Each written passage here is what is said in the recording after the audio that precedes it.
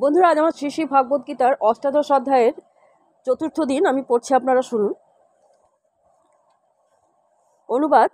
অধিষ্ঠান, কর্তা, ইন্দ্রিয়সমূহ, প্রচেষ্টা এবং চরমে পরমাত্মা, এই পাঁচটি হলো কর্মের হেতু। তাৎপর্য: অধিষ্ঠানম শব্দটির দ্বারা শরীরকে বোঝানো হয়েছে।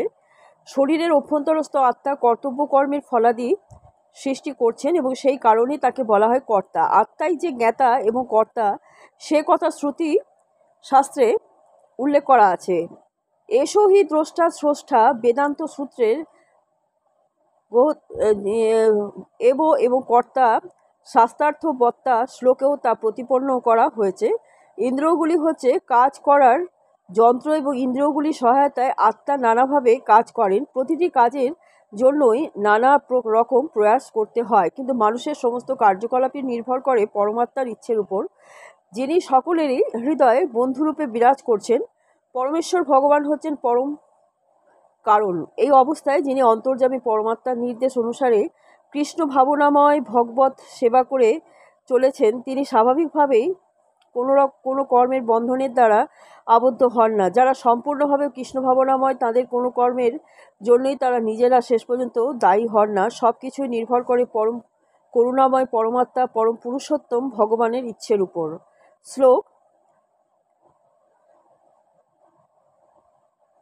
শরীর ব্যঙ্গা ন ভীষ্ম কর্ম প্রলোভতে নর ন্যায্যং বা বিপরীতং বা পঞ্চৈতে তস্য হেতব।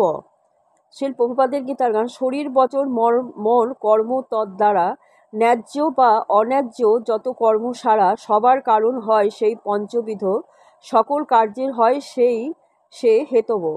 অনুবাদ। শরীর, বাক্য, মন দ্বারা মানুষ যে কার্য করে তা ন্যায্যই হোক বা অন্যায্যই হোক, উক্ত পঞ্চবিধ কারণ দ্বারাই সাধিত হয়। তাৎপর্য: এই শ্লোকে উল্লিখিত ন্যায্য এবং তার বিপরীত অন্যায্য শব্দ দুটি অত্যন্ত তাৎপর্যপূর্ণ। ন্যায্য কর্ম শাস্ত্রের নির্দেশ অনুসারে অনুষ্ঠিত হয়ে থাকে এবং শাস্ত্রবিধির অবহেলা করে অনুষ্ঠিত হয় অন্যায্য কর্ম। কিন্তু যে কাজই হোক না কেন, তার সম্যক অনুষ্ঠানের জন্য এই পঞ্চবিধ কারণ মানতে হয়। শ্লোক: তত্রৈবং সতি কর্তার মাত্মনং কেবলং তু য পশ্যত্যকৃত বুদ্ধিতান্ন স্বপশ্যতি দুর্মতি। শিল প্রভুপাদের গীতার গান। মূর্খ যারা কর্তা সাজে, নিজ মন গড়া না বুঝিয়া কারণ সে শুধু কর্তা ছাড়া।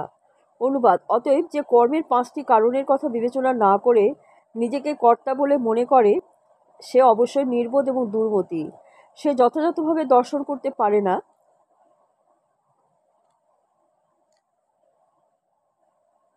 তাৎপর্য: কোনো মূর্খ লোক বুঝতে পারে না যে পরম বন্ধুরূপে পরমাত্মা তার হৃদয়ে বসে আছেন এবং তিনি সমস্ত কার্যকলাপ করিয়ে নিয়ে চলেছেন। যদিও কর্মক্ষেত্র, কর্মকর্তা, প্রচেষ্টা এবং ইন্দ্রিয়, এই চারটি হচ্ছে জাগতিক কারণ, কিন্তু মুখ্য কারণ হচ্ছেন পরম পুরুষোত্তম ভগবান। সুতরাং চারটি জাগতিক কারণকেই কেবল দেখা উচিত নয়, বরং কার্যকর যে কারণ তাকেও দেখা উচিত। যে পরমেশ্বরকে দেখতে পায় না, সে নিজেকেই কর্মকর্তা বলে মনে করে। শ্লোক: যস্য নাহ কৃত ভাব বুদ্ধির যস্য ন লিপ্যতে হত্যাপি সব ইমল্যকার্ণ হন্তি ন নিবদ্ধতে। শিল প্রভুপাদের গীতার গান। অতএব যে না হয় অহংকারে মত্ত, বুদ্ধি যার অহংভাবে নাহি হয় লিপ্ত, কর্তব্যের অনুরোধে যদি বিশ্ব মারে, কাহাকেও মারে না সে কিংবা কর্ম করে।